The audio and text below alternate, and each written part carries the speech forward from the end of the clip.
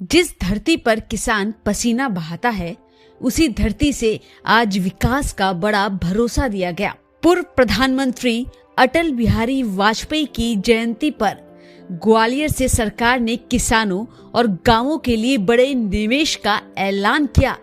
केंद्रीय गृह मंत्री अमित शाह ने 2 लाख करोड़ रुपए से ज्यादा की परियोजनाओं का उद्घाटन किया और 10,000 करोड़ से अधिक के विकास कार्यों को जनता को समर्पित किया।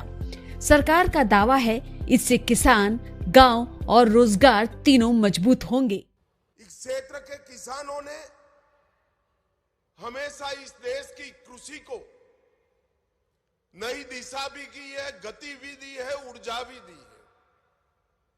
और सबसे बड़ी बात, इसी क्षेत्र ने आजादी के कालखंड के बाद, देश आजाद होने के बाद बड़ी मात्रा में पैरामिलिट्री फोर्सेस और मिलिट्री में जवान देने का काम किया है। ये ग्वालियर क्षेत्र को मैं प्रणाम करता हूं। मित्रों, आज अटल जी की जयंती का दिन है। समग्र देश अटल जयंती को मना रहा है। मेरा सौभाग्य है कि आज मैं उस भूमि पर हूं जहां अटल जी के जीवन का शुरुआती काल गया। एक बाल अटल को अटल बिहारी बनाने का काम जिस मिट्टी ने, जिस भूमि ने किया, वो भूमि पर आज मैं उपस्थित हूं। अटल जी ने न केवल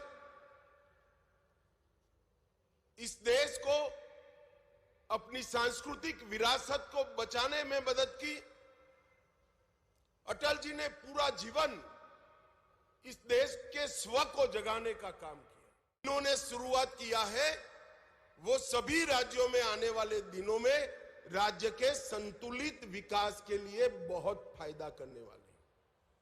देखने में जब देखते हैं तब अमाउंट छोटे छोटे दिखते हैं, जैसे आज 2 लाख करोड़ का निवेश हो रहा है, मगर किसी को मालूम नहीं है कि 2 लाख करोड़ का निवेश इस क्षेत्र के लिए कितना बड़ा है, इस क्षेत्र की जनता के लिए कितना बड़ा है। राज्य का अगर संतुलित विकास नहीं होता है तो राज्य आगे नहीं बढ़ते, क्योंकि हर क्षेत्र में एक पोटेंशियल पड़ा है। जैसे यहां पर मालवा और ग्वालियर चंबल के क्षेत्र में बहुत पुराना किसानों का उत्पाद कपास रहा, जाते जाते जाते विसरता गया, क्योंकि इसके उचित दाम नहीं मिलते थे। अब पीएम मित्र पार्क आया, तब वही परंपरागत क्षेत्र में निवेश पीएम मित्र पार्क ने किया और आज फिर से किसानों के लिए कपास एक मुनाफे का क्रॉप बनकर रह गया है। इस तरह से मध्य प्रदेश की सबसे बड़ी विशेषता है उसका भौगोलिक लोकेशन। आधे भारत को सप्लाई बहुत कम ट्रांसपोर्टेशन की कॉस्ट के साथ किया जा सकता है, मगर उसका 100% दोहन तभी हो सकता है कि मध्य प्रदेश में सिमेट्रिकली इंडस्ट्री लगे। जो दक्षिण से जुड़े राज्य है, जिले हैं, वहां भी इंडस्ट्री लगे। दिल्ली से जुड़े जिले हैं, नजदीक है, जैसे हमारा ग्वालियर है, वहां पर भी इंडस्ट्री लगे। पश्चिम से जुड़े क्षेत्र है, धार, झाबुआ, वहां पर भी इंडस्ट्री लगे। तभी जाकर ये भौगोलिक लोकेशन का बड़ा फायदा मध्य प्रदेश को मिलता है। मोहन जी ने सोच समझकर ही किया होगा, मगर मैं इनको बहुत बधाई देना चाहता हूं कि आपकी क्षेत्रीय इन्वेस्टमेंट समिति ने मध्य प्रदेश के चहुमुखी विकास का बहुत बड़ा नींव डालने का काम किया है। यहां ग्वालियर से जुड़ी 14 विकास के कार्यों की भी लोकार्पण और भूमि पूजन हुए और मध्य प्रदेश को विकास का रास्ता दिखाने का काम एक प्रकार से भारतीय जनता पार्टी ने किया है। एक जमाने में दिग्विजय सिंह का शासन था, मध्य प्रदेश बीमारू शासन बनकर रह गया, बीमारू राज्य बनकर रह गया। शिवराज जी ने मध्य प्रदेश पर से बीमारू का टैग हटाया, वो भारतीय जनता पार्टी के लंबे समय रहने वाले मुख्यमंत्री बने। और अब मोहन यादव जी शिवराज जी से भी ज्यादा ऊर्जा के साथ इसको आगे बढ़ाने का काम कर रहे हैं। इससे निश्चित रूप से मध्य प्रदेश अब विकसित राज्य बनेगा। यहां शानदार हाईवे बन चुके हैं, मां नर्मदा का पानी पूरे क्षेत्रों तक पहुंचाने का काम किया है। सिंचाई के रकबे में 17% वृद्धि हुई है और पंजाब और हरियाणा को छोड़कर लगातार पीछे छोड़कर लगातार 7 बार कृषि कर्मण अवार्ड अपने मध्य प्रदेश ने जीता है। जो पहले मैंने कहा, मध्य प्रदेश के भौगोलिक परिस्थिति का जो एडवांटेज है उसका 100% एक्सप्लोरेशन करने के लिए, दोहन करने के लिए एक multi modal logistic park Indore में बनाया जा रहा है।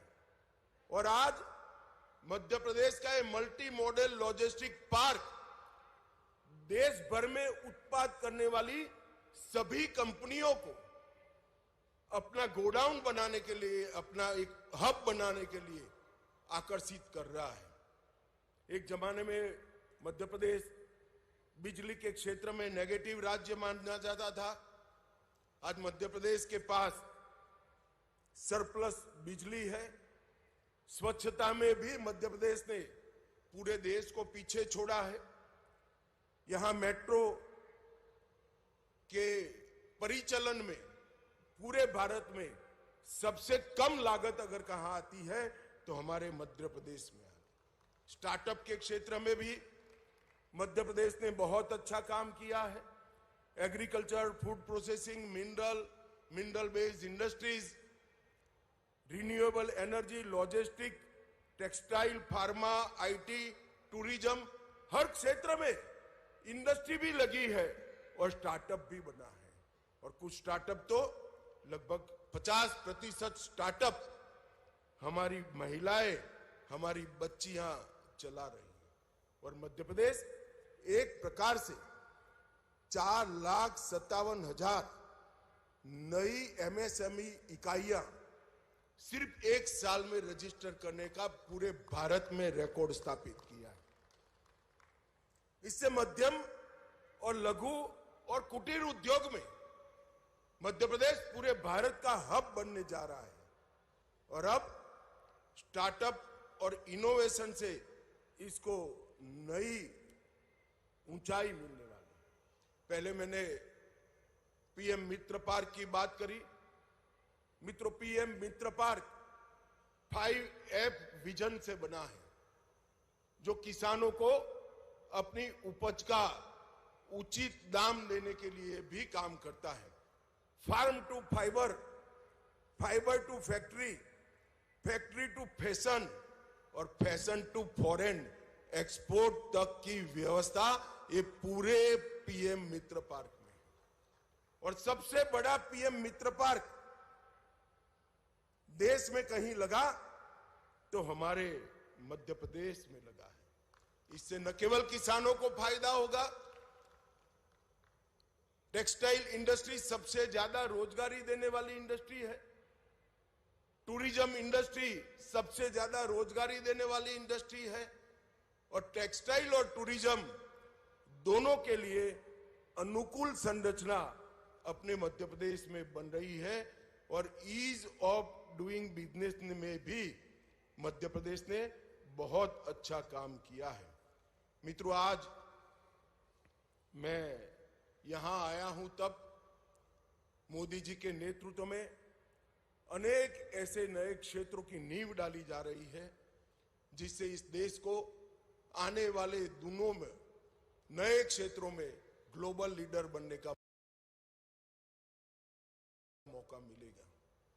अभी अभी हमारा फॉरेक्स रिजर्व $700 बिलियन के रिकॉर्ड स्तर को पार कर गया है। मित्रों, हमने सेमीकंडक्टर इंडस्ट्री में भले देर से ही सही मगर धमाकेदार एंट्री की है और देखते देखते देखते सेमीकंडक्टर क्षेत्र में हम न केवल आत्मनिर्भर बनेंगे, हम इसका निर्यात भी करने की शुरुआत कर देंगे। अगला स्टेशन आपकी मनचाही मंजिल खुशहाली है। खुशहाली के दरवाजे चारों ओर से खुले रहेंगे। किसान इंडिया के साथ यात्रा करने के लिए आपका धन्यवाद।